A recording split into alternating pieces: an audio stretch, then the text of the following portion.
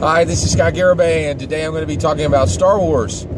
And Star Wars recently celebrated its 40th anniversary. So Star Wars came out in 1977, so we're in 2017, and it is currently celebrating its 40th birthday. So that's 40 years of Star Wars. So what I want to talk about today is what does 40 years of Star Wars mean to Scott Garibay? And that is 4 distinct decades. And so I thought about it. Excuse me. And I think it very clearly breaks down into 4 distinct decades, and each one of those 4 distinct decades can be described in a single word. So, and those words are as follows: 1977, the decade following that is from 1977 to 1987, and I'll just go right through. So 1977, that word is toys. 1987, that word is books. 1997, that word is 1997, that word is vacation. And 2007, that word is friends. All right, so let's get into it. All right, so 1977, I saw Star Wars in Savannah, Georgia, and it was a very, very special occurrence. I remember, that the theater had like a bone white wallpaper, and it had maroon carpets. And I can remember going in and out of the theater. I was 7 years old, and it was transformative. Like my dad and my mom took me and my brother, and we went to see this. We went to see we went to see Star Wars, and it just blew my mind. It was I'd never really seen anything like it. It was stunning. Like it's hard to even describe what the experience was like. But when we walked out of that theater, I knew that Star Wars was going to be a big, big, big part of my life from that point forward, because it was just more exciting, more fun. It was a more expansive world. It was so hopeful. It was truly amazing, and it was really something. So that was in May. Well, I remember that there was some really cool Star Wars toys in 1977, but for Christmas. But I also remember distinctly that that basically they had struggled to get out a lot of toys. So I believe 1977 was a little sparse. 1978 was Make It Rain Star Wars Toy Christmas. And I think it was for a lot of people in the country.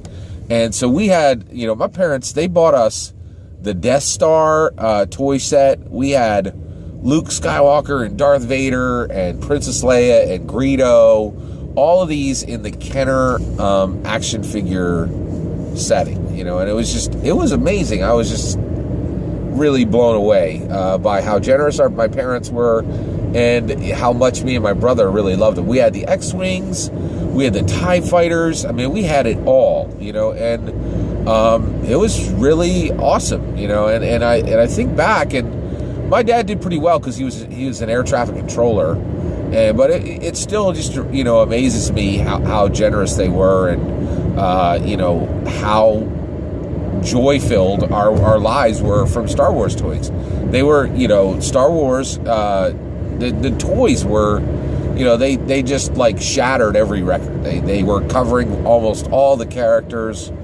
It was just, there was nothing like it, And so that happened again in 1979, 1980s. I think, at about 1980, that was about it as far as the toys, because I at that point I was 10 years old. I was going to be going to junior high soon. We still got an action figure here and there, but the toys started to dwindle. But even then, we kept those toys, and the Dewback, and like there were just so many toys. I remember the Dewback, the action figures, there was like a port, and the action figures was just slotted right into their back. And it was very cool. Like the character design, the toy designs were beautiful. Kenner, that's another thing, is like when you get a huge licensed property and you just go gangbusters, right? And that's what Kenner did. Like they realized that this toy line was like nothing that had ever come down the pipe. and they went bonkers, man. They like poured their life's blood into making these toys, and they made them amazing, and to this day, it's spawned one of the greatest collection series in history. Star Wars toys are really almost its own genre, and there are hundreds of major collectors even today. Now at this point, I don't think I have almost any of those toys, right? But I will tell you right now, they really became a massive part of my life at that time, and they really filled my life with joy. And that decade, that was the thing that really, that was the shining spotlight of Star Wars from 1977 to 1987. All right, so 1987, I'm 17 years old at this point, and my Star Wars fandom really shifted to Star Wars books. Star Wars books in 3 specific genres, right? And that was the West End games, tabletop role-playing game. They were generally in black and white with 1 or 2 colors in the palette. So, they were black and white books with, the use of blue, right? And they would have a color cover, but they weren't color inside. And they just did a fantastic job of detailing out the world. It was a D6 system. West End Games treated the property very, very respectfully. They had a game called Shatters. They just really did a lot with it. It was really it was an amazing circumstance, right? And I really just had so much fun reading those tabletop role-playing games and running those tabletop role-playing games and continuing to build out imaginary worlds within Star Wars. So then the other thing is there was 2 more types of Star Wars books that really, took my attention and and supplied a new source of joy for me, and that was the fiction books, right? There were hundreds of fiction books that were coming out at this point. Even today, there are close to 500 Star Wars fiction novels.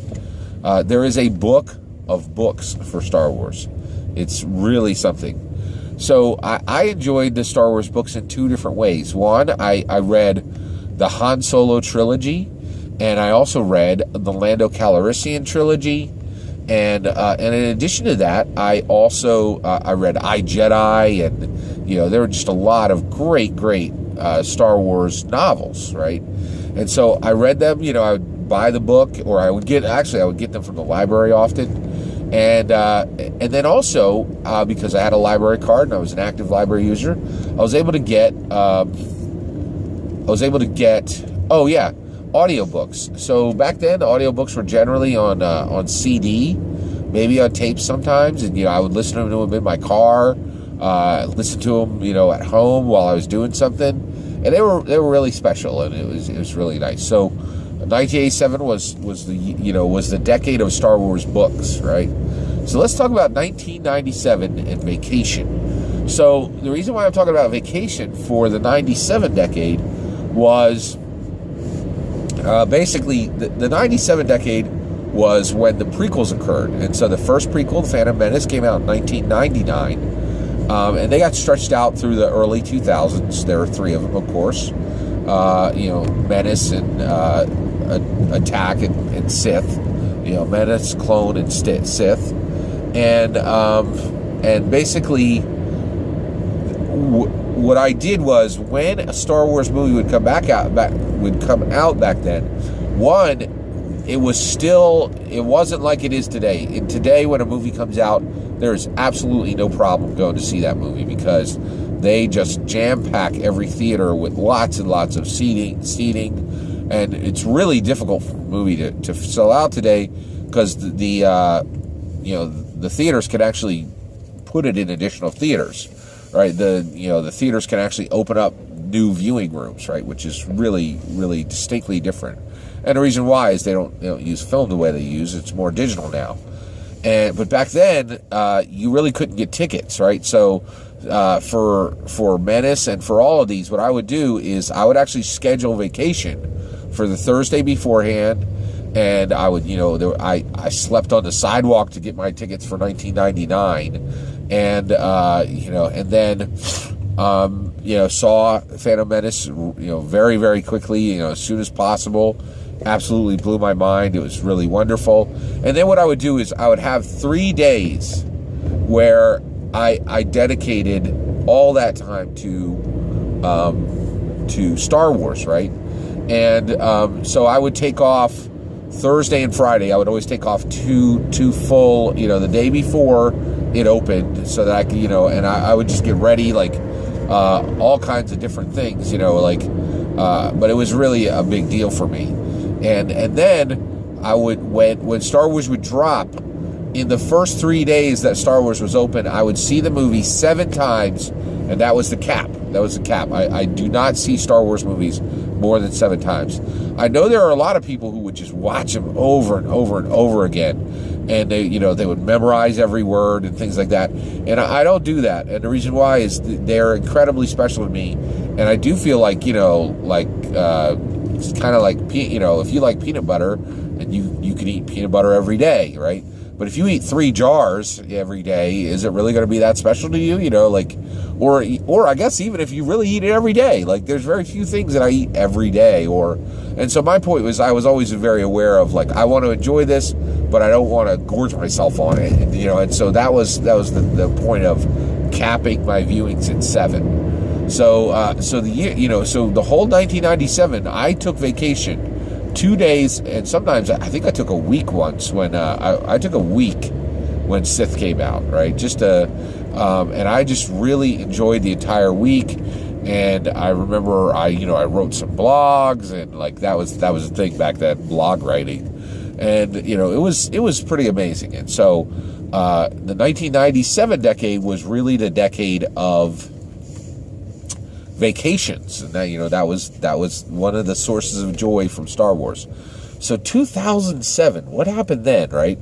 Well, that was friendship, right? So and one of the things that was really unusual is I have now essentially collected a group of friends that are really centered around Star Wars. And the main friend, that I've gained around Star Wars is Mike Ravinsky. He actually plays in our Star Wars, you could see Mike Ravinsky playing in the Star Wars Nerdarchy, Star Wars Fantasy Flight game Nerdarchy, Admiral Stator's Gambit. That's the name of the campaign. And but Mike Ravinsky, the reason why he's, I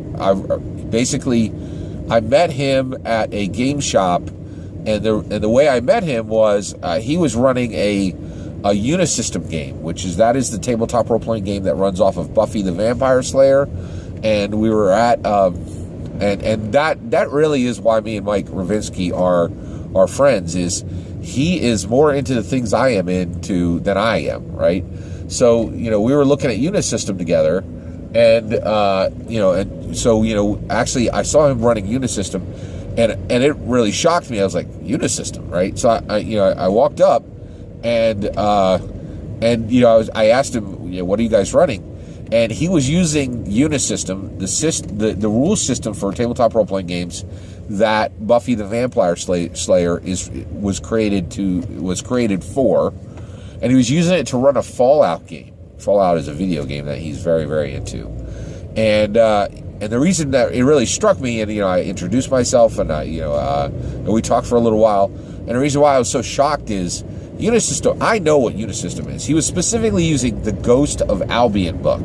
The Ghost of Albion is a tabletop role-playing game that was written by the person on Buffy who played Willow's girlfriend.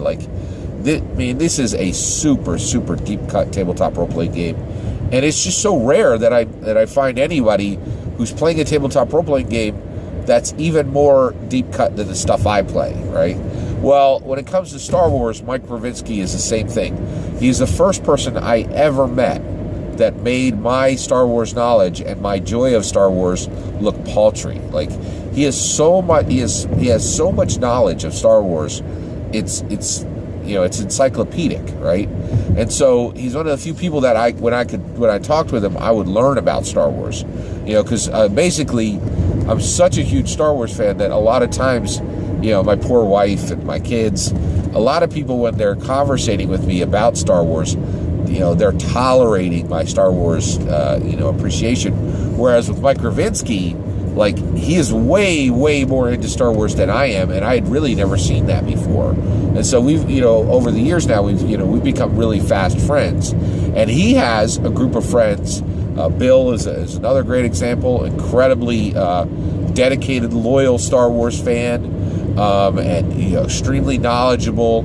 Has the kind of person you could have a discussion with on lightsaber fighting styles. And you could have a deep discussion on that, or the Gray Jedi. You could talk for an hour and have a lot of fun, talking about that subject, or talk about Jango Fett. There's just a million things where having these friends is wonderful, because it's a place where I don't need to rein back my Star Wars enjoyment and my Star Wars appreciation. So the 2007